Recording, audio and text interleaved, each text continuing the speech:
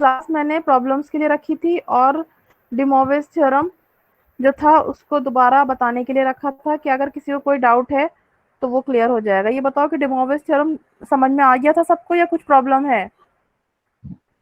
Ma'am है। है problem? Yes और मैम। लोगों को?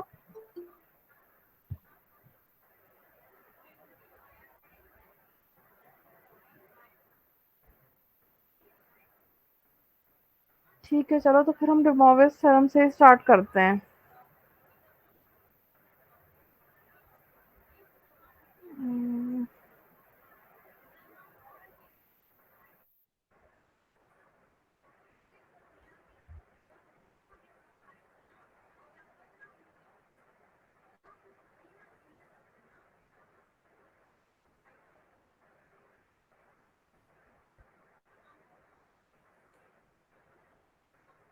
ठीक है, विजिबल है स्क्रीन मेरा?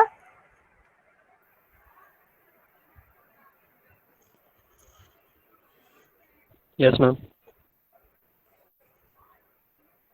ओके, एक मिनट रुको।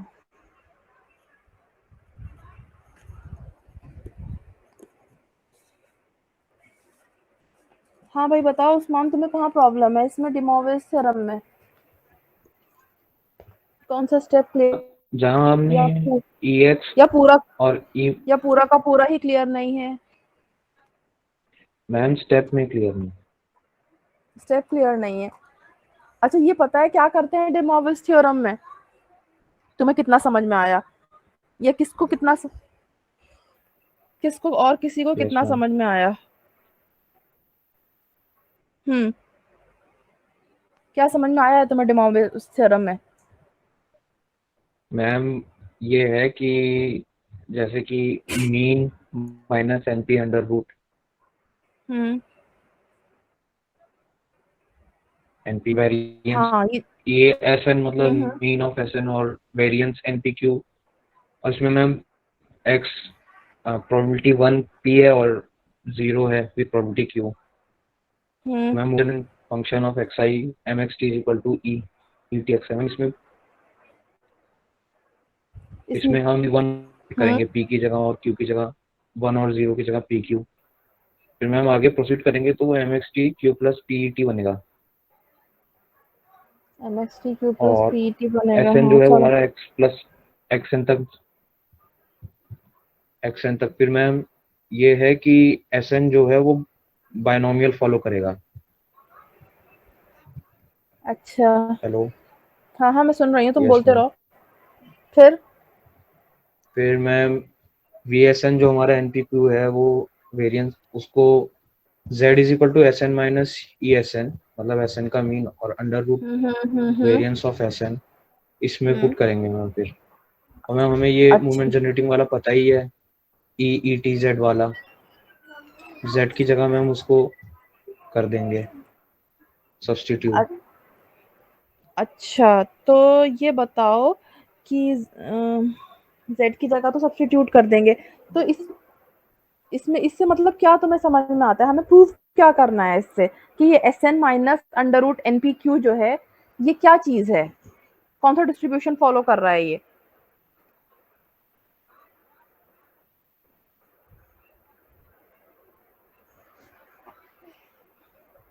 Hello hello. Ma'am yes normal ma'am. Distribution.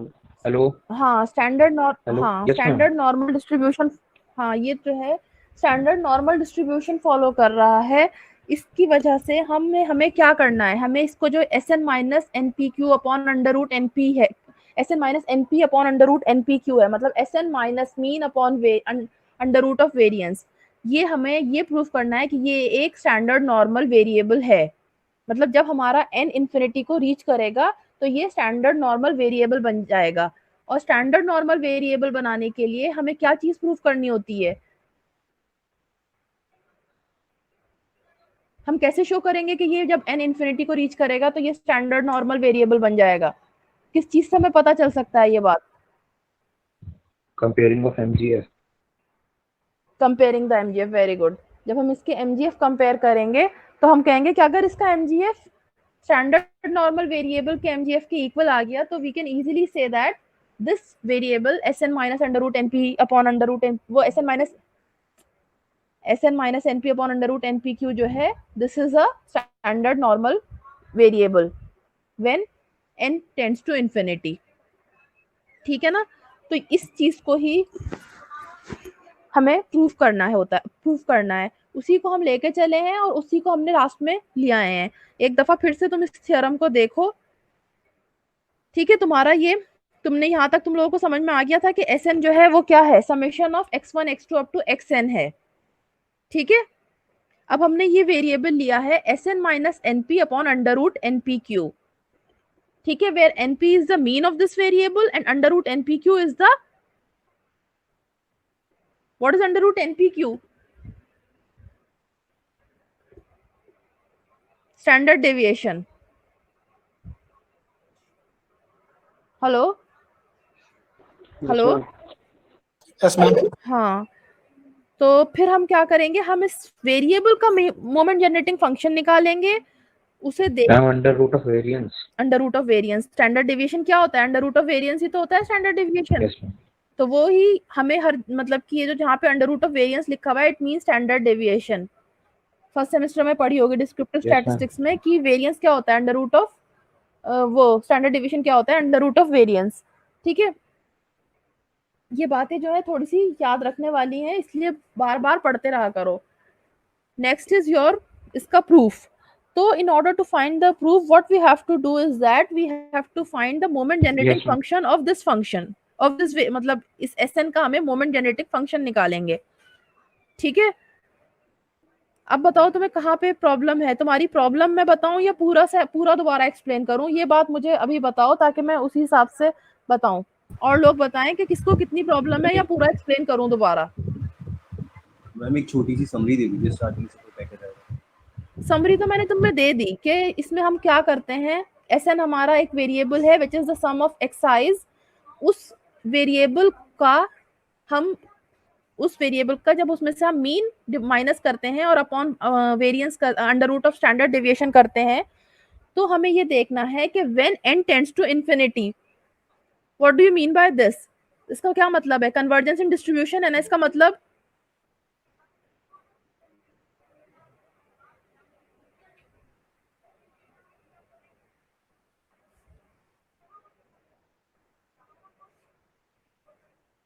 इसका मतलब क्या है?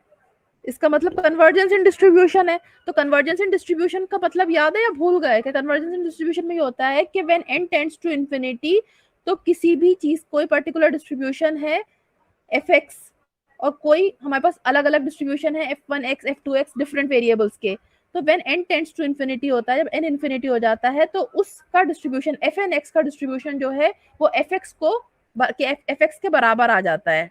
ठीक है, यही चीज इसमें लिखी हुई है कि Sn minus np upon under root npq will become standard normal variable, मतलब उसका डिस्ट्रीब्यूशन जो है स्टैंडर्ड नॉर्मल वेरिएबल के डिस्ट्रीब्यूशन को बराबर आ जाएगा।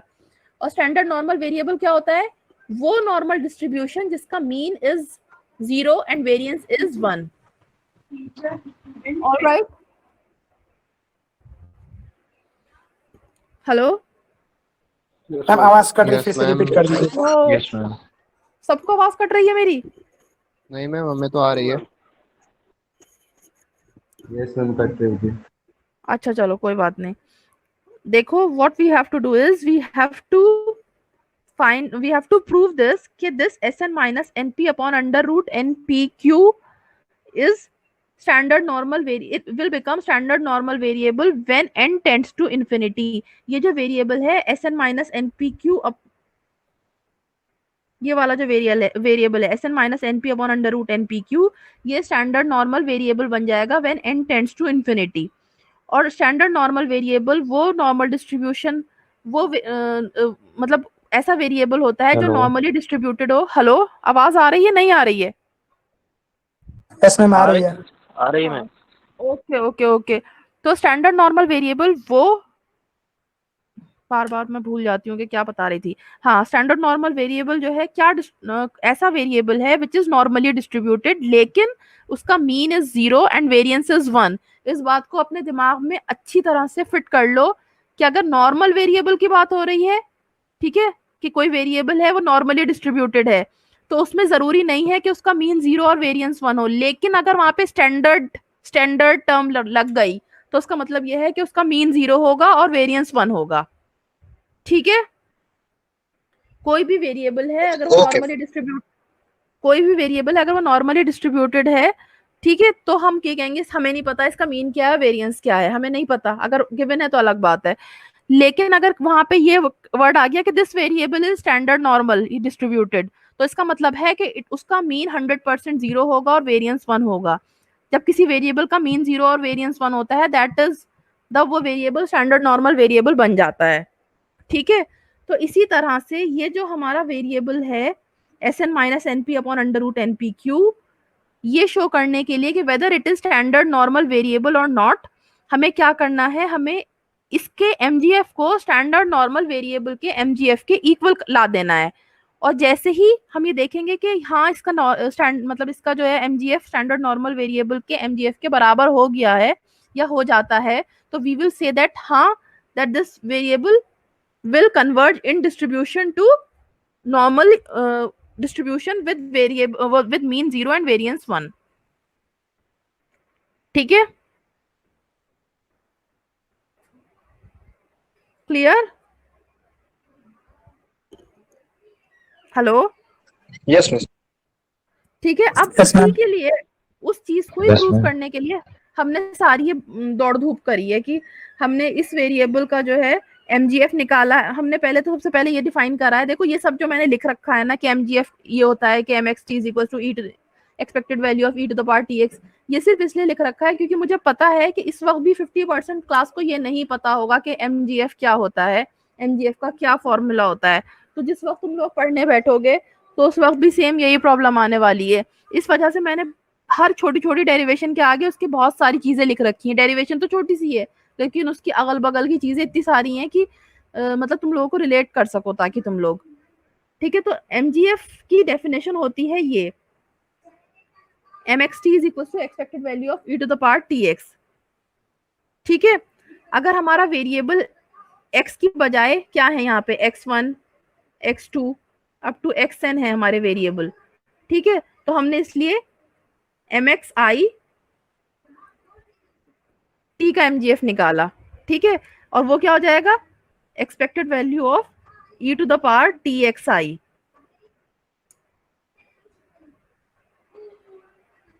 ठीक है, इतना क्लियर है? Yes ma'am. ओके,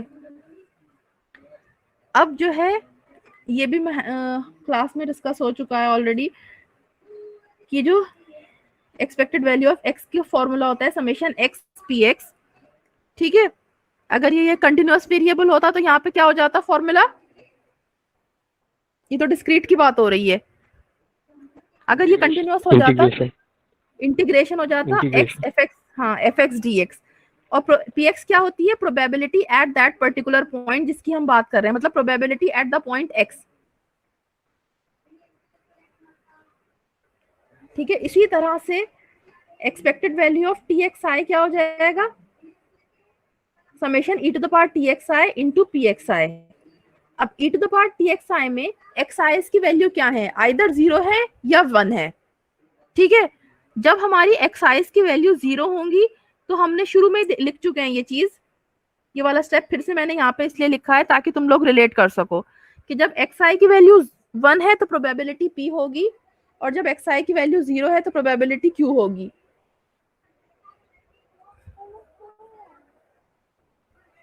अच्छा, तो इसी वजह से ये चीज आ गई, expected value of e to the power TXI is equals to e to the power t। जब xi की वैल्यू तुम्हारी 1 है तो प्रोबेबिलिटी क्या हो जाएगी इसकी, p। ठीक है, हेलो, यस मैम। और जब एक्सपेक्टेड वैल्यू xi की वैल्यू तुम्हारी 0 है तो इसकी प्रोबेबिलिटी कितनी हो जाएगी? Q. Q। तो इसलिए ये चीज आई तुम्हारी। इसको जब तुम सॉल्व करोगे तो you will get this e⁻t_p plus q और q प्लस PET। ये किसकी MGF हो? अच्छा, ये किसका MGF हो गया? MXIT का। ठीक है, इज इट क्लियर? हमें किसका निकालना है? SN का। और SN क्या है? Mean. SN क्या है? Mean. मीन है SN? मीन है SN? Mean. मीन है या समेशन XI है? Summation xi. Sorry ma'am, n नहीं आएगा। Summation xi। n नहीं आएगा, sorry. ये है समेशन XI अपॉन N नहीं आएगा उसमें। जी मैम। ठीक है, तो अब जब तुम्हारे पास MXI का मीन है, वो MXI की वैल्यू है, तो इसमें बस तुम समेशन और लगा दो, है ना? तो समेशन XI की हो जाएगी। समेशन XI क्या होता है? SN होता है। तो इसकी जगह व्हाट वी विल गेट, इसको हम ऐसे भी लिख सकते हैं that this MSN is equal to MX1 plus X2 plus XN up to T। ठीक है,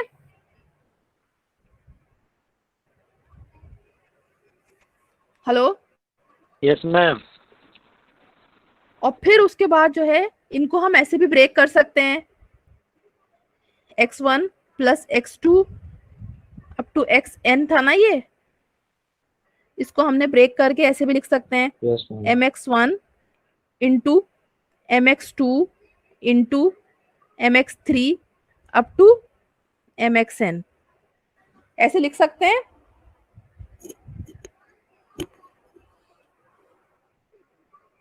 ठीक है, यस मैम। अब दूसरी बात, एक और बात सुनो, मुझे ये बताओ ये सब क्या है, कैसे वेरिएबल्स हैं ये?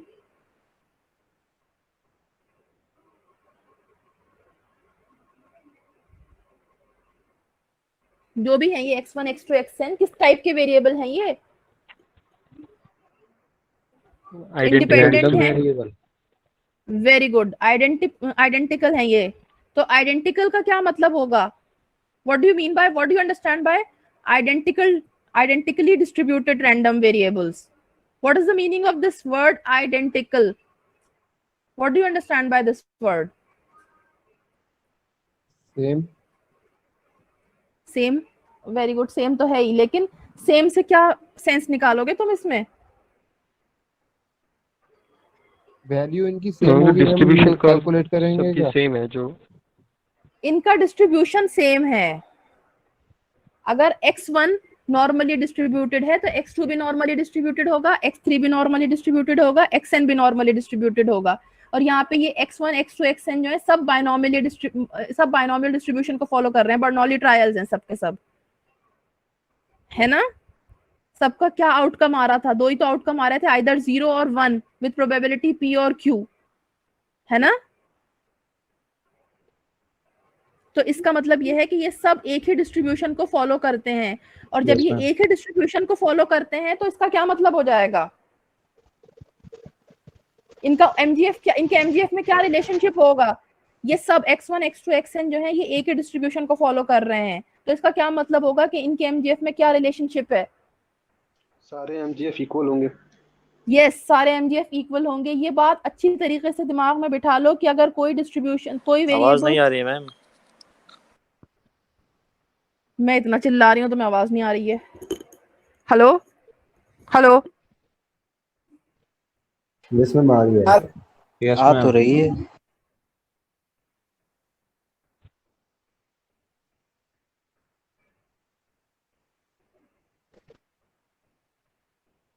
तो मैं मोबाइल डेटा से करती हूँ connect.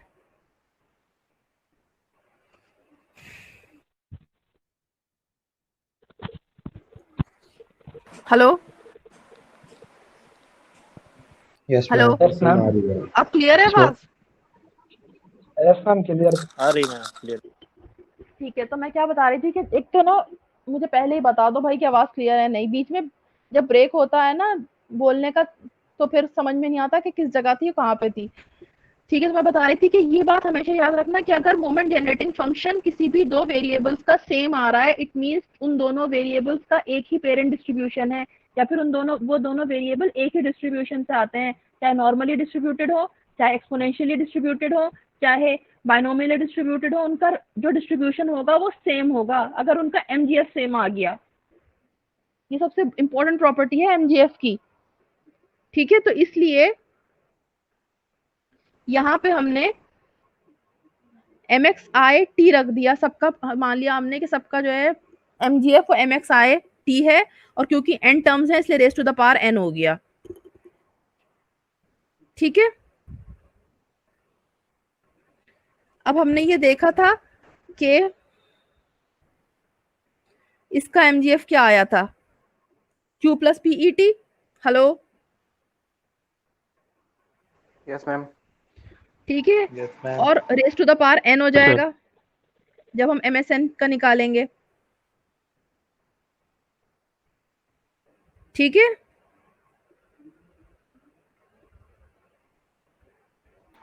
Yes ma'am. Okay, which is the MGF of binomial variate with parameter NP। ठीक है, तो ये बायनोमियली, ये किसका होता है MGF, ये बायनोमियल डिस्ट्रीब्यूशन का होता है MGF, Q plus PET to the power n। ठीक है, बायनोमियल डिस्ट्रीब्यूशन का तब होता है ये MGF जिसका n पैरामीटर, n और p पैरामीटर्स हो। n क्या रिप्रेजेंट करता है जरा बताना, कल एक क्लास में डिस्कस करा था, कल क्लास में या परसों। अगर b n p है तो n और p क्या रिप्रेजेंट कर रहे हैं, पैरामीटर्स हैं ये b n p, वो n p बायनोमियली। n number of show करेगा ट्रायल और पी है success very good, probability of success. Very good, very good. ठीक है, तो इसी तरह से हमें ये चीज पता होनी चाहिए कि एक्सपेक्टेड वैल्यू ऑफ, और इसका मीन भी निकालना सिखाया था, इसका मीन NP हो जाएगा और वेरिएंस हो जाएगा NPQ, जब हमने वो RP वाला न्यूमेरिकल करा था, RP वाला जो करा था केस, एप्लीकेशन ऑफ CLT में जो फर्स्ट केस था, शायद किसी चीज में था, शायद न्यूमेरिकल था, क्या था, खैर। Yes ma'am. तो इस तरह से इसका मीन कितना आ गया NP और इसका वेरिएंस आ गया NPQ। तो अब हम क्या करेंगे, Z क्या है हमारा, Z is variable minus mean upon standard deviation, और स्टैंडर्ड डेविएशन क्या होती है, अंडर रूट ऑफ वेरिएंस। ठीक है, अब Z की वैल्यू समझ में आ गई कैसे आई, वेरिएबल माइनस SN हमारा वेरिएबल है, उसमें से उसका मीन माइनस करेंगे और अपॉन स्टैंडर्ड डेविएशन कर देंगे। ठीक है, तो ये तुम्हारा आ गया, इसकी वैल्यू सब्स्टिट्यूट करेंगे तो हमें मिलेगा SN minus NP upon under root NPQ। अब हमें इस वेरिएबल का मोमेंट जनरेटिंग फंक्शन निकालना है और ये देखना है कि ये किसके इक्वल आएगा। अब MZT का क्या फॉर्मूला हो जाएगा, जब यहाँ पे वेरिएबल Z हो गया तो फॉर्मूला, जब x था तो expected value of e to the power tx था, हो गया था। अब यहाँ पे z है वेरिएबल तो expected value of e to the power tz हो जाएगा। ठीक है, अब z की जगह हमने ये जो वैल्यू आई थी वो पुट कर दी, SN minus NP upon under root NPQ। ठीक है, कितने बच्चे सो रहे हैं, कितने बच्चे क्लास में जाग रहे हैं? ओके मैम, मैम अभी मैम जाग रहे हैं मैम। मैम जाग रहे हैं, मैम सो नहीं रहे हैं, मैम पहले ही सो लिए। जाग रहे हैं, हाँ सही करा, पहले ही सो के आए हो।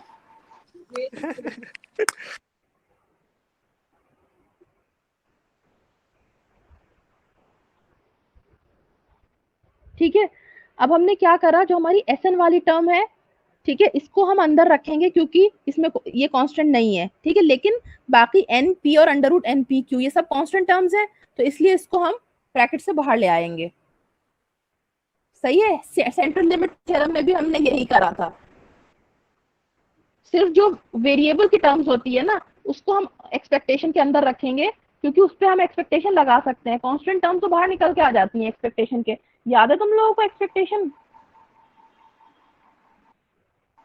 मैम ये दोनों टर्म के बीच में इक्वल्स टू का साइन लगा हुआ है। मैम इट मींस कि इक्वल्स मैम टू का कांस्टेंट मतलब जो टर्म होता है नहीं मैम नहीं उसके साथ हम नहीं ये लगा सकते क्या? हाँ, इसको हम ऐसे भी लिख सकते हैं, जब हम एक्सपेक्टेशन लेते हैं ना C to the power E X, सिर्फ एक्सपेक्टेशन के अंदर वो रखेंगे जो मतलब जो वेरिएबल्स हमारा होंगे। वेरिएबल है, और जो ओके कांस्टेंट है मैम, हमारा उसको हम बाहर निकाल लेते हैं। ठीक है। ओके मैम, ठीक है। हाँ, तुम क्या कह रहे थे भैया? वो इक्वल्स टू नहीं लगा हुआ है, that is a sign of, मतलब वो मैं गड़बड़ हो गया, मल्टीप्लाई है वैसे वो। ठीक है, पॉइंट लगा दिया था मैंने जब वो गलती से मुझसे इक्वल्स टू बन गया था। ठीक है, ये गलत है, थोड़ा सा इसको समझना, क्योंकि इक्वल्स टू तो यहाँ लगा हुआ है ना, ये तो गलती से लग गया। खैर, तो अब हम क्या करेंगे? अब हमें ये मिल गया,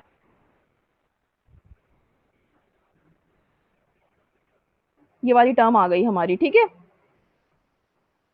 देखो ये वाली जो टर्म आई थी ना, expected value of e to the power t s n upon under root N P q, तो हमने इसको पूरे को ना, जो कांस्टेंट टर्म है इसमें क्या है, t under root N P q, हमने क्या ले लिया, moment generating function of S N, और इसका जो वो मान लिया ब्रैकेट में, टी की जगह हमने ये कांस्टेंट टर्म क्या है, t upon under root N P q. ठीक है, तो इसलिए इसको ब्रैकेट में लिख लिया। जब हमारा ऐसा होता है ई टू द पावर, जब हमारा ये होता है m x t e to the power t x होता है। ठीक है, तो हमारी ये वाली टर्म जो है ना, हमने इसको इससे कंपेयर कर दिया कि हमने ये माना कि ये कांस्टेंट है, तो इसलिए हमने पूरा का पूरा ये चीज ना ब्रैकेट में लिख दी, ये वाली चीज, इसको टी मान लिया सपोज करो। ठीक है, कांस्टेंट मान लिया इसे, वेरिएबल तो हमारा ये है एक्स, या फिर इस केस में एस एन है। ठीक है, इतना सबको क्लियर है? अब वही हमने सपोज करा कि हमने इस t upon under root N P q को जो है कैपिटल टी मान लिया। ठीक है, ताकि थोड़ा कंफ्यूजन ना हो। वैसे जरूरत नहीं है, अगर तुम डायरेक्ट कर सको तो इट इज एक्सीलेंट, वरना हमने यहाँ पे इसको टी सपोज कर लिया, तो ये हो गया E to the power minus T N P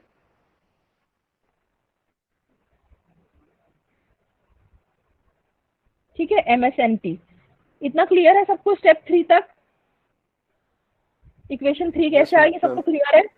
ठीक है, जी अब जी ma'am. Okay okay, M S N T की वैल्यू जो है वो ये है, Q plus P E T to the power N. देखो उस टाइम हमने अभी निकाली थी ऊपर ना, इसकी वैल्यू निकाली थी हमने m S n small t की, तो हमारा क्या आया था, q plus P E T to the power n. अब हमारा वेरिएबल यहाँ पे चेंज हो गया है, इसकी जगह हमने, मतलब यहाँ पे हमने कैपिटल टी रख दिया है, तो इसलिए यहाँ पे कैपिटल टी आ जाएगा, p e to the power t raise to the power n. ठीक है,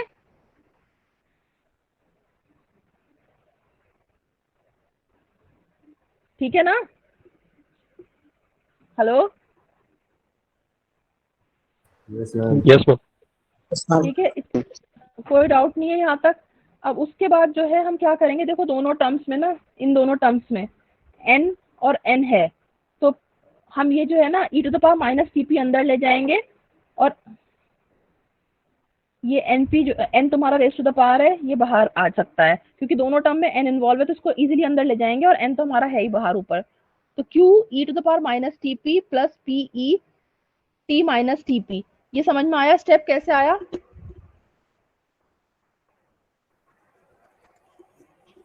अंदर ले गए बस इसे, इस वाली टर्म को e to the power,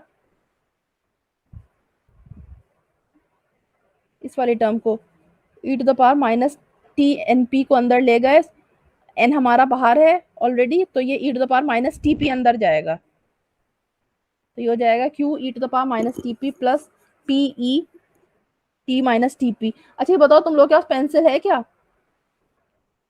copy pen है? Yes ma'am. Yes ma'am. जरा जरा कर इसको लिखो, इस वाले स्टेप को,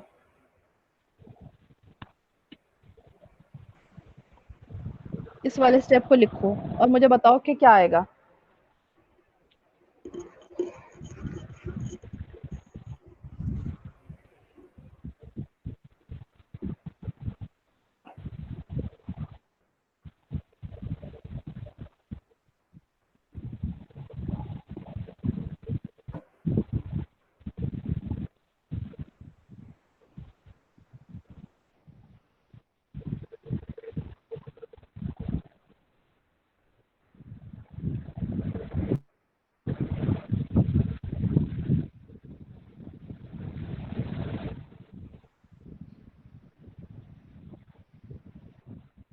आया समझ में ये वाला स्टेप? हेलो हेलो, ये वाला स्टेप समझ में आ गया? मुझे इसके तुम जरा जल्दी जल्दी Yes. रिस्पॉन्ड करो, क्योंकि इसके बाद मुझे और भी बहुत काम कराना है तुम लोगों को। नॉर्मल टेबल बताना है कि वो बताना है उसमें वैल्यूज कैसे करते हैं। न्यूमेरिकल में मैंने छुड़वा दिया था ना उस वक्त, वो आज ही कराना है काम। ठीक है, तो ये स्टेप समझ में आ गया। और वो यस मैम। नॉर्मल टेबल में से वैल्यूज, अरे भैया अपना माइक ऑफ करो, किसी का माइक ऑन है और मेरे कान में एकदम तेज आ रही है उसकी आवाज। तो नॉर्मल टेबल से वैल्यूज निकालना वो बहुत इंपॉर्टेंट चीज है, और वो जो है ना बच्चों को आखिरी तक नहीं आती है, बीएससी फाइनल ईयर करके निकल जाते हैं। तो इसलिए प्लीज गौर से समझ लेना उसको, ये क्लास बहुत इंपॉर्टेंट है। ठीक है, तो ये हो गया तुम्हारा। अब तुमने q e minus t p plus P e to the power t, t minus t p था, टी मैंने कॉमन ले लिया, I have got this t one minus p. और वन माइनस पी कितना होता है? One minus p is equals to q q. तो ये मेरा ये वाला तो ऐसे का ऐसे ही आ जाएगा, पी ई टी और to the power one minus p की जगह हो जाएगा क्यू। ठीक है, अब यस तुम मैम। लोगों को एक्सपोनेंशियल सीरीज वो याद है एक्सपेंशन? यस उसमें पढ़ा होगा ना 11th में या जो भी।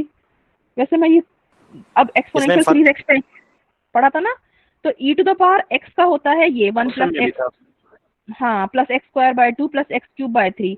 और E to the power minus X का क्या हो जाता है? One minus X plus X square by two, फिर माइनस फिर प्लस, ये हो जाता है माइनस का।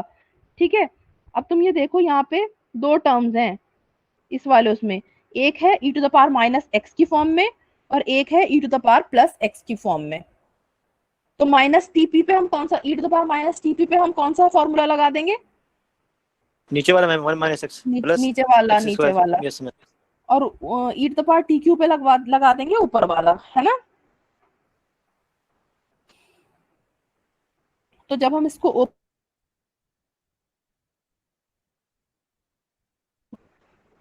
तो हमें मिलेगा ये, देखो जब क्यू वाली टर्म थी तो क्यू वाली टर्म के कॉरस्पॉन्डिंग क्या आ जाएगा? One minus TP plus TP का whole square by two minus TP का whole cube by three plus TP whole square whole to the TP to the power four by four. इस तरह से expand हो जाएगा। और E to the power T Q कैसे expand हो जाएगा? One plus T Q plus T Q to the power T Q to the power,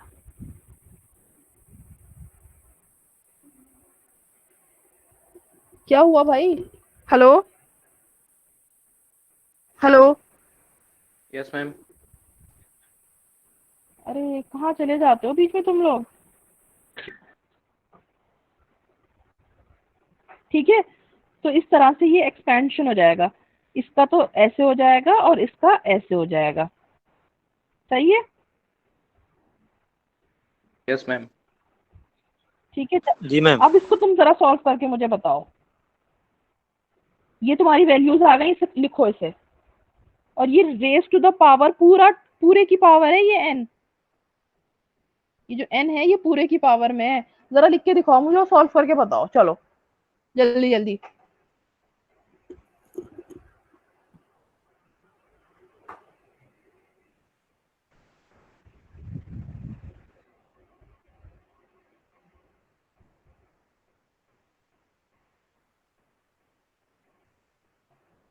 hello,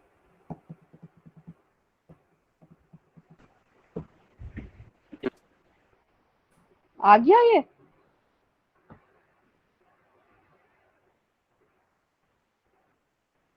solve कर रहे हैं। ओके करो।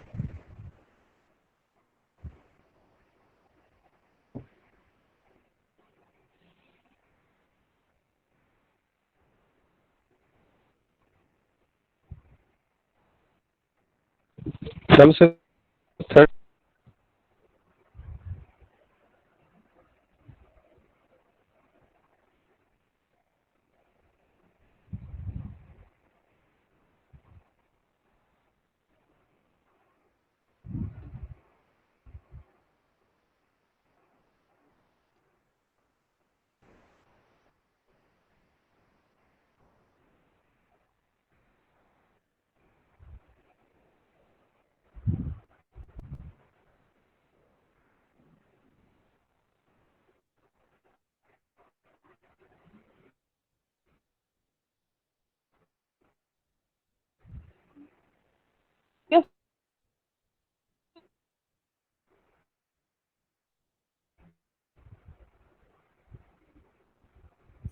आवाज नहीं आ रही है।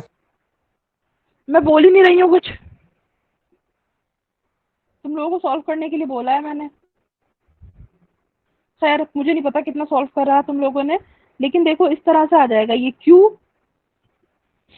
Q minus QPT plus QPT का होल स्क्वायर बाय 2। तो ये ऊपर वाला ब्रैकेट तो इस तरह से खुलेगा और नीचे वाला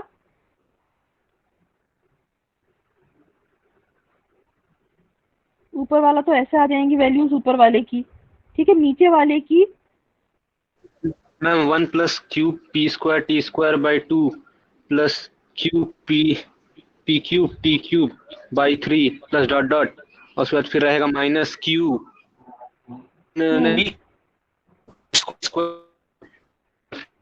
Q q q by 3 minus higher terms, ठीक है। हेलो, अच्छा एक इसमें गलती हुई हुई है, यहाँ पे ना ये प्लस आएगा, ये जो है ना ये प्लस होगा, ठीक है। क्योंकि जब हम e to the power p qt का एक्सपेंशन करेंगे तो हो जाएगा 1 प्लस qt प्लस qt, उसमें सारी टर्म्स प्लस में रहती हैं, इसमें तो ऐसे रहती हैं माइनस वाले में एक माइनस की एक प्लस की, लेकिन इसमें माइनस रहेगी। हाँ इसमें जो है ये प्लस आएगा। तो जब हम इसको सॉल्व करेंगे तो हमारी ये वाली टर्म इस वाली टर्म से कैंसिल हो जाएगी, ठीक है। we'll cancel this minus qpt to this plus qpt, and what we will get this as q plus p plus qpt whole square by 2 factorial, ठीक है, minus qpt whole cube by 3 factorial, और ये सारी all these terms, ठीक है।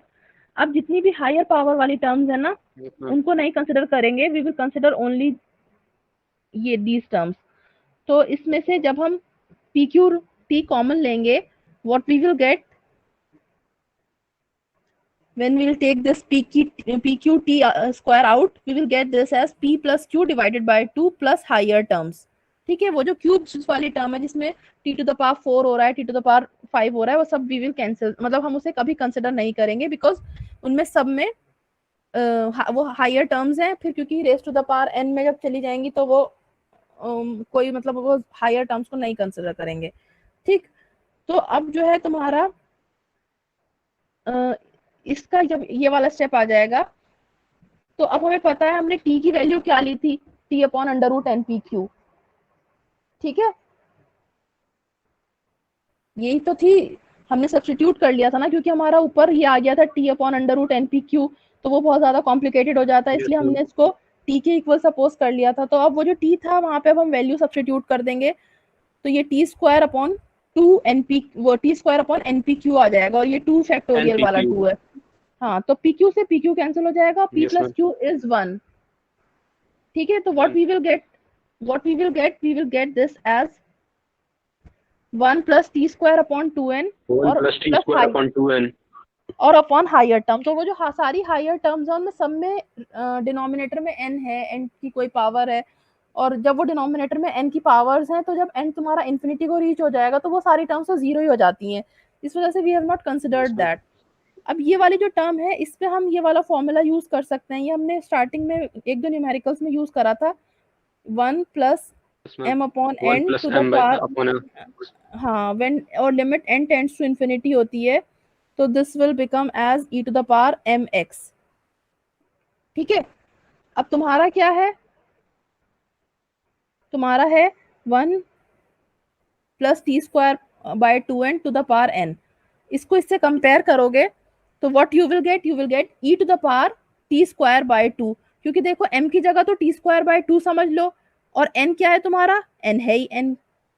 ठीक है, तो हमें यहाँ पे मिल जाएगा, और वेरिएबल यहाँ पे x नहीं है, वेरिएबल जो है तुम्हारा e to the power t square by 2 मिल जाएगा तुम्हें इससे।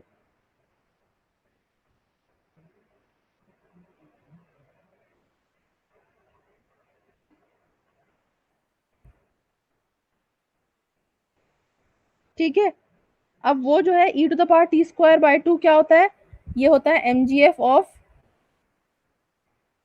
Standard normal variable. हाँ, तो ये इसके इक्वल हो गया स्टैंडर्ड नॉर्मल वेरिएबल के mgf के।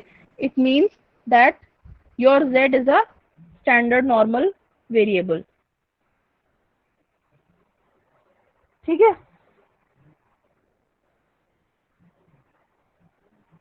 तो ये तो तुम्हारा था De Moivre's थ्योरम। अब भी अगर किसी को डाउट है तो वो पूछ सकता है टेस्ट से पहले पहले, बिफोर 20th।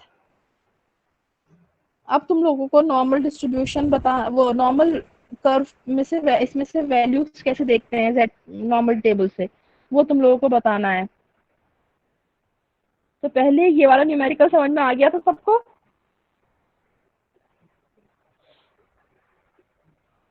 ये न्यूमेरिकल्स मैं सब करा चुकी हूँ। Yes ma'am. ठीक है, अब इसमें सिर्फ वैल्यूज देखना बता रही हूँ। हमें इसमें वैल्यू फाइंड करनी है -2.5 से लेके 0.82 तक। ठीक है, 1 मिनट में नॉर्मल टेबल जरा ओपन कर दूं।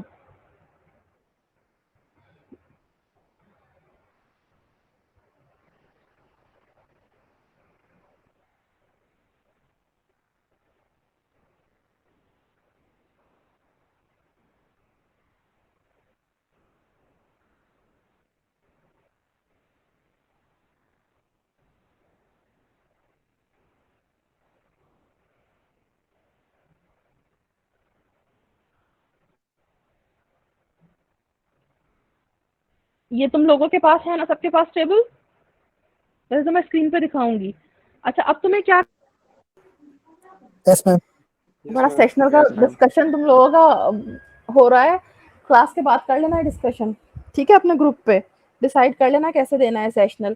खैर, सेशनल तुम लोगों का मैम गूगल फॉर्म, हाँ हाँ होगा मैम 26 तारीख को, ये बता रहे हैं 26 सितंबर को।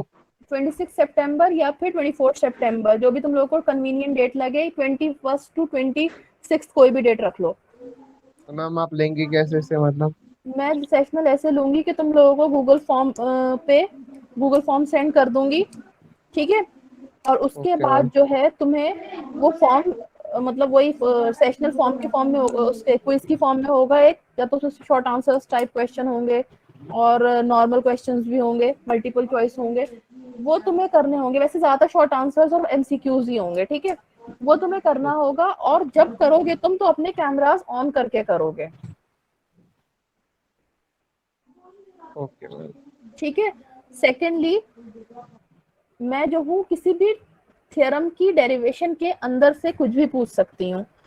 तो तुम अगर ये सोचोगे कि थ्योरम्स नहीं करके जाएंगे तो वो भी तुम लोगों का लॉस रहेगा, क्योंकि I can ask anything in between. Alright, and everybody has to appear in the sessional, because उसके मार्क्स कंसिडर किए जाएंगे। ये नहीं है कि सेशनल जो है ये ऐसी फॉर्मेलिटी हो रही है।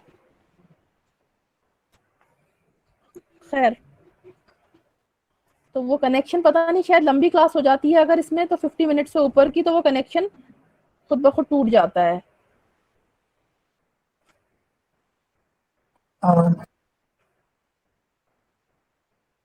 दोबारा से ज्वाइन करना पड़ता है क्लास को।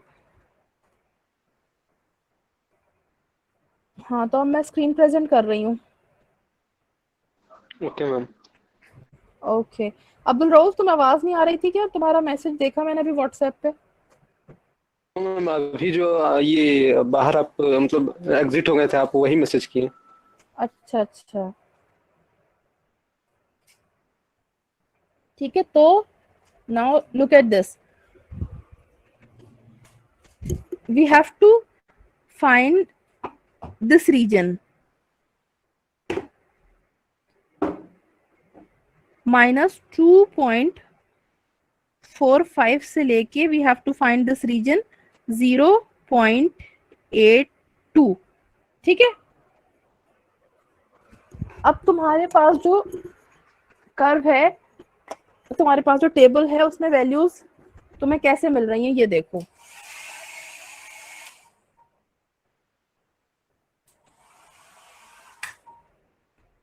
ठीक है, इसमें तुम्हें वैल्यूज मिल रही हैं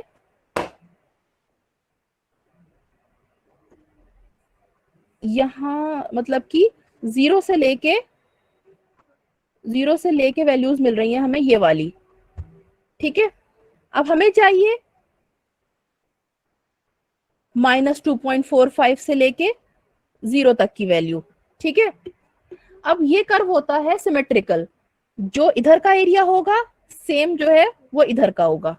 ठीक है, बिल्कुल सिमेट्रिकल होता है ये कर्व, नॉर्मल डिस्ट्रीब्यूशन वाला जो स्टैंडर्ड नॉर्मल टेबल है, ये जो तुम्हारा कर्व है, ग्राफ है, ये जो है सिमेट्रिकल होता है। तो 0.5 जो इसका रीजन होता है, 50% इधर होता है और 50% राइट साइड में होता है। ठीक है ना? हेलो, कुछ क्लास खत्म हो गई? Yes ma'am. ठीक है, अब ओके, अब हमें चाहिए 0.245 से लेके 0 तक का।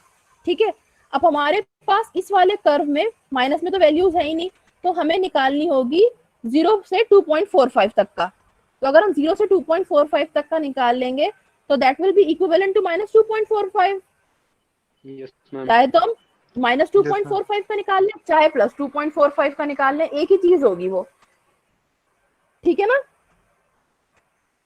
जी मैम। Yes ma'am. तो अब हम 2.45 की वैल्यू निकालते हैं।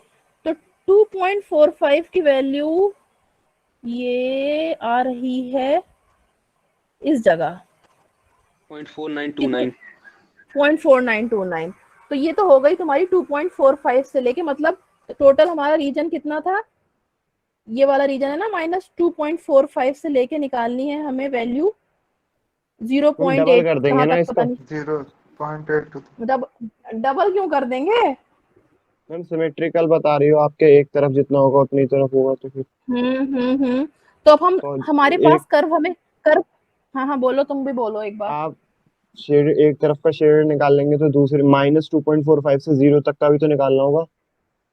-2.45 से 0 तक का निकाल लिया हमने, फिर मैम फिर दूसरा वाला प्लस वाला, इसमें तो केवल पॉजिटिव वैल्यू दे रखी है। हाँ, तो इसमें केवल पॉजिटिव वैल्यू दे रखी है ना, और हमें निकालनी है नेगेटिव की। ठीक है, तो अब यस हमारा मैम। -2.45 का हमें निकालना है, मतलब ये वाला रीजन निकालना है, और हमें गिवन है ये वाला रीजन।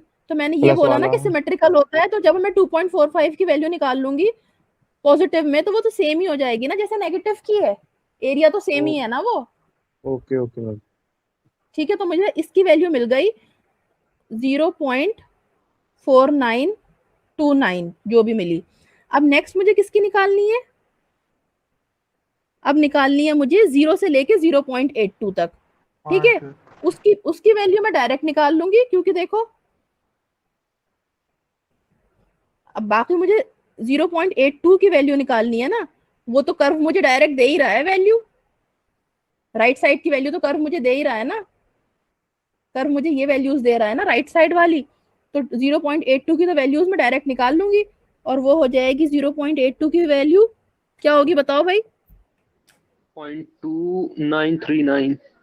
एग्जैक्टली 0.2939 ये वाली वैल्यू हो जाएगी। ठीक है, अब इन दोनों की वैल्यूज को मैं ऐड कर दूंगी, मतलब मुझे इतने एरिया की वैल्यूज तो मिल गई पॉजिटिव से, वो सिमेट्री से, और इसकी मैंने डायरेक्ट डिफाइन कर ली, क्योंकि ये तो डायरेक्ट कर्व मुझे राइट साइड की वैल्यू दे रहा है। क्लियर? इज इट क्लियर या दोबारा बताऊं? मैम एक बार दोबारा बता दीजिए। 0.82 मैम की I वैल्यू want- फाइंड करना बता दीजिए। हाँ बिल्कुल, मैं दोबारा क्या 10 बार बताऊंगी, लेकिन बस ये है कि तुम्हें समझ में आना चाहिए। ओके लैंडस्केप मोड कर लीजिए। क्या कर लूं? लैंडस्केप मोड कर लूं, लेकिन लैंडस्केप मोड में ना सब कुछ एकदम क्लियर नहीं हो पाएगा तुम लोगों को, क्योंकि देखो मैम कटेगा शायद ये। रहने भाई जूम दीजिए। कर लो, भाई जूम कर लो, आप मैम स्क्रीन खुद से जूम कर जूम कर लोगे तो लेंगे ना। दिखेगा। मैम दिख रहा है सही है मैम, दिख तो रहा है। मैम दिख रहा है, रिपीट कर दीजिए आप। ठीक है मैम। ओके, हमें वैल्यू फाइंड करनी है किसकी, पॉइंट 2 पॉइंट क्या था भाई, 2.85 था क्या था, 45 45 2.45 2.45 से लेके जीरो, फिर किस राइट साइड क्या था, 0 0 नहीं राइट जीरो साइड क्या मैम, था, 0.82 माइनस 2.45 से लेके 0.8। 0.85 ओके ओके ओके, और ओ 82 था जो भी था, 82 था मैम। ओके ओके जो भी था ठीक है। अब देखो ये जो स्टैंडर्ड नॉर्मल टेबल है मेरा, ये वाला टेबल देखो, नॉर्मल टेबल तुम्हें कई तरह के मिल सकते हैं, कुछ टेबल जो होते हैं ना वो पूरी ऐसे वैल्यूज देते हैं, इतनी माइनस इन्फिनिटी से लेके यहाँ तक की वैल्यूज देते हैं, ठीक है, उसमें मतलब कि वैल्यूज डिफरेंट होती हैं, उसमें ये वाली जो वैल्यू होगी ना वो होगी 0.5 ऐड होके, ठीक है। जो टेबल हमें डिपार्टमेंट से मिलता है वो यही वाला टेबल होता है जिसमें 0 से वैल्यूज होती हैं। मैं तुम्हें वो भी बताऊंगी कि उसको कैसे देखा जाता है अगर पूरा का पूरा टेबल दिया हुआ है, ठीक है। हमारा जो टेबल है उसमें वैल्यूज 0 से दी हुई हैं, 0 से पॉजिटिव साइड की तरफ दी हुई हैं, ठीक है। ये जो कर्व होता है तुम्हारा ये सिमेट्रिकल होता है। अब इसमें जो वैल्यू 0 से यहाँ तक की दे रखी है सेम वही वैल्यू मैं राइट साइड की दे रखी है, सेम वही वैल्यू हमारी लेफ्ट साइड की भी होती है, क्योंकि टोटल कर्व का एरिया कितना होता है समझ लो 100%, 100% होता है ना एरिया। इसको हमने दो पार्ट्स में डिवाइड कर लिया 50-50% में। अब मुझे फाइंड करना है 0 से लेके -2.45 का, ठीक है, लेकिन मेरा कर्व देता है राइट साइड की वैल्यू, तो मैं 0 से लेके +2.45 की फाइंड कर लूंगी वैल्यू, ठीक है। Yes ma'am. सेम ही चीज हो जाएगी, अगर मैं 0 से लेके 2.45 भी सेम रीजन देगा एज कंपेयर टू 0 से लेके -2.45, है ना, क्योंकि सिमेट्रिकल होता है तो पॉजिटिव साइड में भी वही चीज मिलेगी, वही नेगेटिव साइड में मिलेगी। तो अब मुझे 0 से लेके 2.45 पे वैल्यू कितनी मिल रही है,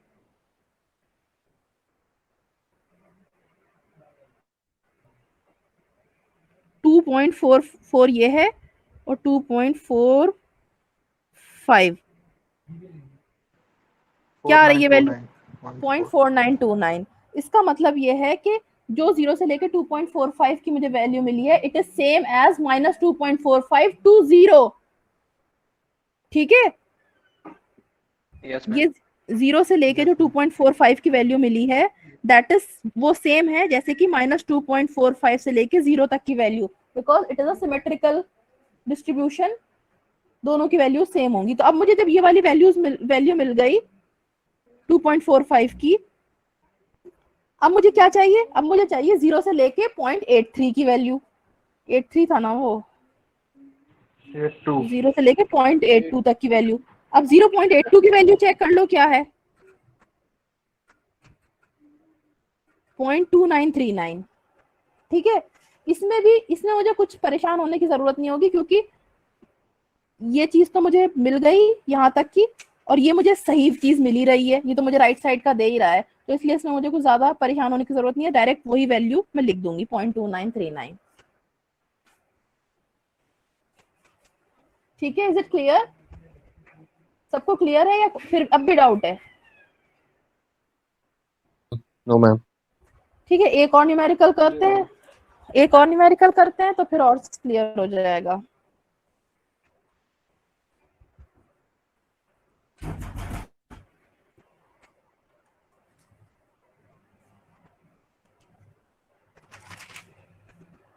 hello hello, yes ma'am. Yes ma'am. जी ma'am. Yes ma'am. Okay okay, मुझे लगा क्लास फिर छूट गई क्योंकि वो खुद ब खुद वो बंद हो गई।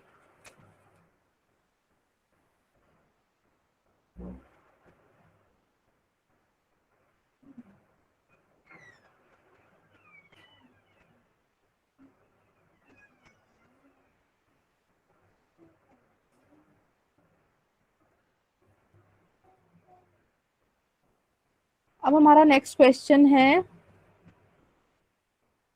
ये वाला हो गया, ये वाला, ठीक है। अच्छा ये तो करा है हमने, ये वाला है हमारा question, z is greater than -2.83, इसकी वैल्यू निकालनी है हमें।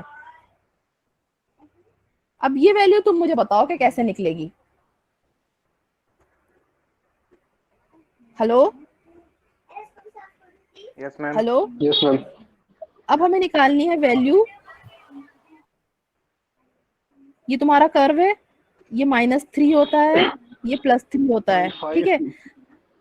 अब मुझे निकालनी है वैल्यू, और यहाँ पे कहीं आएगा -2.83। मुझे निकालनी है value of z which is greater than 2.83, तो मतलब -2.83, मतलब मुझे यहाँ से लेके पूरे कर्व की निकालनी है वैल्यू, ठीक है। 0.5 माइनस अब देखो, समझ नहीं आ रहा। एक मिनट, अब तुम ये देखो, जो तुम्हारा ये वाला रीजन है, ठीक है, इसकी तो हो जाएगी 0.5, हाफ ऑफ द रीजन पूरा है तो, है ना। Yes ma'am. हेलो, इसकी तो वो हो जाएगी Yes, ma'am. 0.5। अब बाकी बचे हुए मुझे इस वाले रीजन की वैल्यू फाइंड करनी है, तो इसकी कैसे फाइंड करूंगी मैं, किसकी वैल्यू फाइंड कर लूं मैं अपने उससे, मैम कर्व 0 से। से 2.83 तक की निकाल लीजिए। वेरी गुड, 0 से -2.83 तक की। -2.83 तक की नहीं, नहीं सिमेट्रिकल मैम, कर्व है ना, तो प्लस की 0 से, निकलेगी ना, हाँ प्लस की निकलेगी। Yes ma'am. और कुछ, प्लस की अच्छा निकाल कुछ लेंगे। कर्व प्लस ऐसे निकाल लेंगे। प्लस की निकालेंगे, कुछ कर्व ऐसे भी होंगे जो तुम्हें माइनस में वैल्यूज देते होंगे, माइनस की वैल्यू निकाल रखी होगी उन्होंने, तो तुम उसको मैम सिमेट्रिकल कर लेना, वो खैर बाद में, अभी कंफ्यूज मत हो। तो अब 0.2 वो 2.83 तक की वैल्यू देखो कितनी है कर्व में।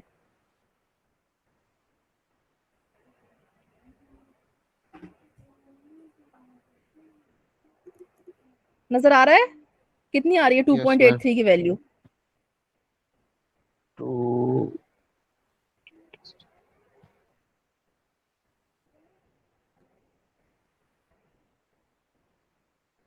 मैम 0.4977। 0.4977 आ रही है। तो अब जो भी मेरी वैल्यू आ रही है ये 0.4977, 0.5 में प्लस कर देंगे, 0.5 में प्लस कर देंगे, बिकॉज वो आधा रीजन था ना। ये वाला रीजन की मुझे मिल गई, और वो पूरा तो आधा रीजन था ही मेरे पास, ठीक है। Is it clear? Yes okay ma'am. Ma'am. अब मैम ये ये तो जो हुआ, चार्ट होता है, ये जो वैल्यू देता है, ये केवल 0.5 कैसे सिमेट्रिक आया था कर्व मैम? की देता है क्या? एक मिनट, एक एक करके पूछो क्या। मैम ये जो चार्ट जो होता है, ये जो वैल्यू आप बता रही हैं, जो इसमें से हम हाँ, देखते हैं, ये हम्म, चार्ट केवल सिमेट्रिक कर्व होते हैं, उन्हीं की वैल्यू देता है? हाँ, ये स्टैंडर्ड नॉर्मल कर्व की वैल्यू दे रहा है ना हमें, अलग अलग चार्ट्स अलग अलग वैल्यूज देते हैं, ये तुम्हें z की वैल्यू देता है, ठीक है। Okay ma'am. अच्छा, दूसरी बात मैं तुमसे ये कह रही थी कि ये वाला कर्व तो हमें दे रहा है पॉजिटिव की वैल्यू, कुछ कर्व ऐसे भी देखोगे तुम, मैं शाम में तुम लोगों को भेज दूंगी, उसमें जो है नेगेटिव साइड की वैल्यू देंगे। तो बस वही है कि तुम्हें एक दफा वैल्यू देखनी वो कर्व की वैल्यू देखनी आ गई कि नेगेटिव की, फिर उससे कोई फर्क नहीं पड़ेगा तुम्हें कि तुम नेगेटिव की देख रहे हो या पॉजिटिव की देख रहे हो। नेगेटिव की होगी तो सेम ही पॉजिटिव की हो जाएगी, तो अगर पॉजिटिव का दे रखा है तो तुम नेगेटिव निकाल सकते हो, नेगेटिव का दे रखा है पॉजिटिव निकाल सकते हो, क्योंकि सिमेट्रिकल होता है। किसी की भी मिल जाए तुम्हें तुम्हें परेशानी नहीं होनी चाहिए, तुम्हें बस ये पता होना चाहिए कि रीजन कौन सा होना चाहिए, ठीक है। अब एक क्वेश्चन और रह गया है, वो थोड़ा सा डिफरेंट क्वेश्चन है, इस वजह से उसको मैंने लास्ट में कराया था। उस्मान है क्लास में? नहीं मैम।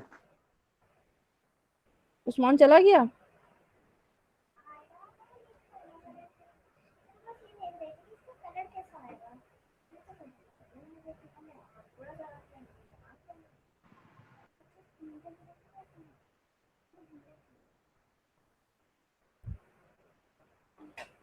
चलो खैर, तो उसी ने कल मुझसे क्वेश्चन भी पूछा था, इसलिए मैं उसको जो है पूछ रही थी कि वो है कि नहीं है क्लास में। खैर, अब ये वाला तो अभी तक तो हम कर रहे थे बात उसकी कि जब n z is greater than this या z is less than this. अब इफ अगर हमारा z जो है, इस वाले क्वेश्चन में देखो डिफरेंस कि z जो है वो मॉड में है, देख रहे हो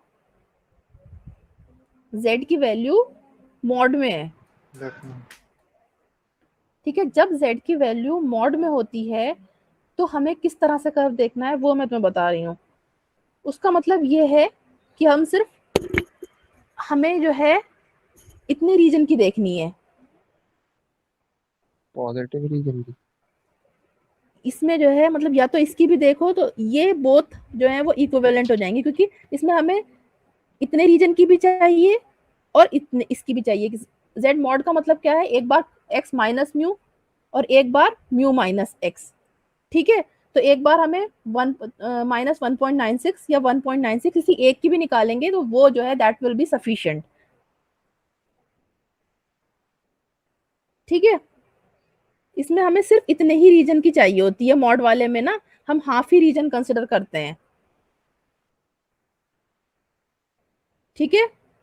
अब इसमें हमें ये देखना है कि ये जो z है इसकी वैल्यू ऐसे क्या आए कि it will be equal to 0.95, ठीक है ना। अब तुम्हारा कर्व ये है, ठीक है, -3 + 3। अब हमें ऐसा रीजन देखना है, ये वाला रीजन चाहिए। इस वाले रीजन की वैल्यू जो है ये 95% होनी चाहिए, ठीक। तो इसका मतलब ये है कि 2.5% हमारा इधर वाला रीजन है और 2.5% वाला हमारा इधर वाला रीजन है ना। Hello, yes ma'am. ठीक है। तो इसका मतलब ये है कि 0.5 में से टोटल रीजन कितना है हमारा 0.5। 0.5 में से अगर हम 0.025 मतलब 2.5% रीजन निकाल देंगे तो हमें कितना मिलेगा 0.475।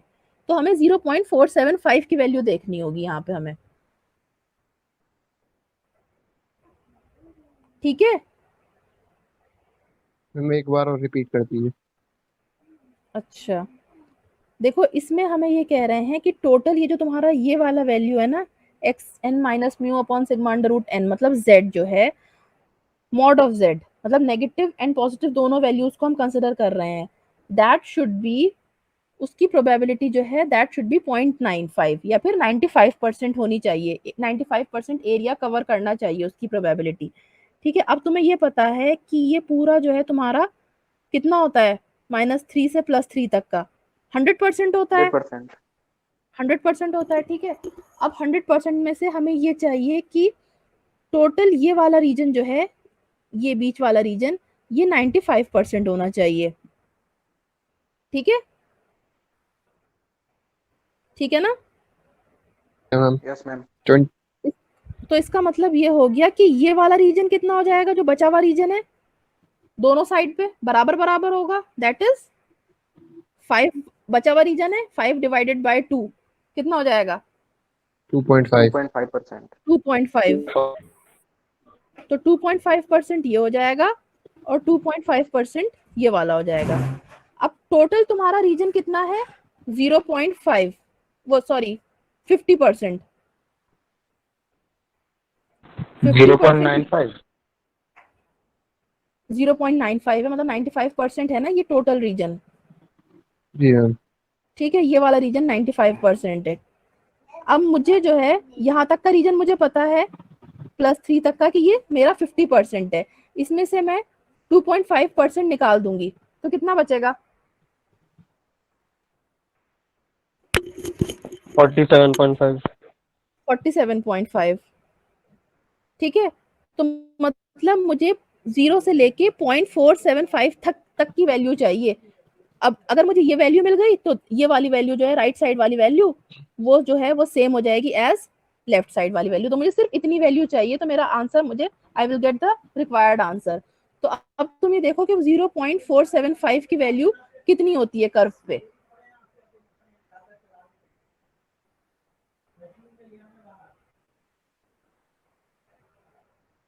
Hello ma'am. हाँ बताओ। मैम वहाँ पे मतलब 50 से माइनस करेंगे ना, 45 से, सॉरी 45 45 से माइनस क्यों 2. मैं 45 भी से क्यों मतलब करोगे? मैं बीच वाला जो एरिया में तो 95% है, तो मतलब 40-40 होगा ना उसमें का जो है। और तुम बात नहीं समझ पा रहे हो, दोबारा बोलो एक दफा, क्या कहना चाह रहे हो? मैं कह रहा था कि मैम कि मतलब जो आपने मतलब 50 से मतलब माइनस किया है 2.5 को, तो 45 से होगा ना वो माइनस। नहीं 50 से होगा, इसलिए देखो भाई, ये तुम्हारा टोटल रीजन है, ठीक है, मेरा जो ठीक है। रिक्वायर्ड रीजन है वो इतना है, -3 +3, बीच वाला रीजन है मुझे चाहिए 95%, बीच वाला रीजन है मेरे लिए, ठीक है। ओके। अब साइड में कितना छूट गया? 2.5 छूट गया इधर से, इधर से भी 2.5 इधर से छूट भी। गया उधर से। हाँ ओके। ठीक है। अब मुझे जो है क्या चाहिए, ये जो टोटल रीजन है 50% वाला रीजन, उसमें से मैं 2.5 निकाल के जो मेरा बचा हुआ रीजन है उसकी वैल्यू अगर मुझे मिल जाएगी, मतलब कि अगर मुझे इस वाले रीजन की वैल्यू चाहिए, टोटल है मेरा कितना 0.5, ये टोटल रीजन मेरा 0.5 ही तो है, 0 से +3 तक, उसमें से मैं 0.025 निकाल दूंगी, तभी तो मुझे ये वाला पॉइंट मिलेगा। Yes ma'am. तो वो 0.475 हो जाएगा। 0.475 की वैल्यू देखेंगे हम कितनी आ रही है। तो 0.475 की वैल्यू किस जगह आ रही है? 0.475 की 0.475 ये आ रहा है, 0.475 दैट इज 1.96। तो इसका मतलब ये है कि 1.96 पे हमें वैल्यू मिलेगी 0.475। और क्योंकि ये मॉड वाला है, मॉड है इस क्वेश्चन में, तो जो प्लस में वैल्यू होगी वही सेम हमें माइनस में, कोई भी एक वैल्यू मिल जाएगी तो हमारा मतलब हमें कोई भी एक वैल्यू मिले that will work for us. Is it clear? Okay ma'am. Ma'am ये वैल्यू ओके नहीं समझ में आई, 0.475 की कैसे आई यहाँ पे? अच्छा चलो ठीक ये है, नहीं समझ टेबल में आया में कोई बात। डायरेक्ट है ना। देखो उसको ये समझ में नहीं आया कि हमने 4.475 क्यों लिया, ये प्रॉब्लम है उसकी, है ना। मैम क्यों लिया नहीं, यहाँ पे कैसे वैल्यू उसको 4 पॉइंट ये टेबल में अभी अच्छा कैसे टेबल में ओके है। निकाली ओके गई? ओके, अच्छा ठीक है। देखो उन वाले क्वेश्चन में हमें वैल्यूज ये वाली दी हुई थी कि जरा वैल्यू चेक करो एट 1.25 एट 1.26, वैल्यू मतलब कि कर्व में कितना परसेंट एरिया कवर हो रहा है वो देखना था। इसमें हमें एरिया दिया हुआ है, हमें उसका कॉरस्पॉन्डिंग वैल्यू देखनी है, ठीक है। तो एरिया इसमें कितना दिया हुआ है 0.475, ये हमें एरिया गिवन है यहाँ पे। यस। एक मिनट, मतलब हमें ये वाला एरिया गिवन है, अब हमें इसके कॉरस्पॉन्डिंग वैल्यू देखनी है, ठीक है। तो वो जो है 1.96 है इसका कॉरस्पॉन्डिंग वैल्यू। ये क्वेश्चन डिफरेंट है इसीलिए लास्ट में कराया मैंने कि ताकि तुम लोगों को कंफ्यूजन ना हो। देखो उन वाले क्वेश्चंस में क्या था, उन वाले क्वेश्चन में हमें ये दे रखा था कि z इज ग्रेटर देन 2.13, तो उसके कॉरस्पॉन्डिंग हमें वैल्यू निकालनी थी जो भी आई हमारी, ठीक है। इसमें हमें ये 2.13 नहीं दे रखा, हमें एरिया दे रखा है, हमें उसके कॉरस्पॉन्डिंग वैल्यू निकालनी है, ठीक है। Yes ma'am. Yes ma'am. तो ये तुम्हारी आ गई 1.96, जब फिर तुम इसे √n/4 1.96 के इक्वल हो गया, तो जब हम इसे सॉल्व करेंगे तो n की वैल्यू आ जाएगी हमारी 61, ठीक है। और कोई डाउट तो नहीं है किसी को? No ma'am. फिर भी तुम जाके एक दफा वैल्यूज निकालना, ठीक है, और फिर मुझे बताना कि खुद निकालना वैल्यूज, तीनों क्वेश्चंस की खुद निकाल के देखना कि तुम लोगों को समझ में आ रही है या नहीं, तब फिर मुझे बताना कि कोई डाउट है या नहीं। डी मोविस थ्योरम में कोई डाउट हो तो बताओ मुझे, पीछे ऑर्डर स्टैटिस्टिक्स में, कन्वर्जेंस में, किसी भी चीज में, किसी भी टॉपिक में कोई डाउट है तो अभी पूछ लो, मैं भी बता दूंगी। मंडे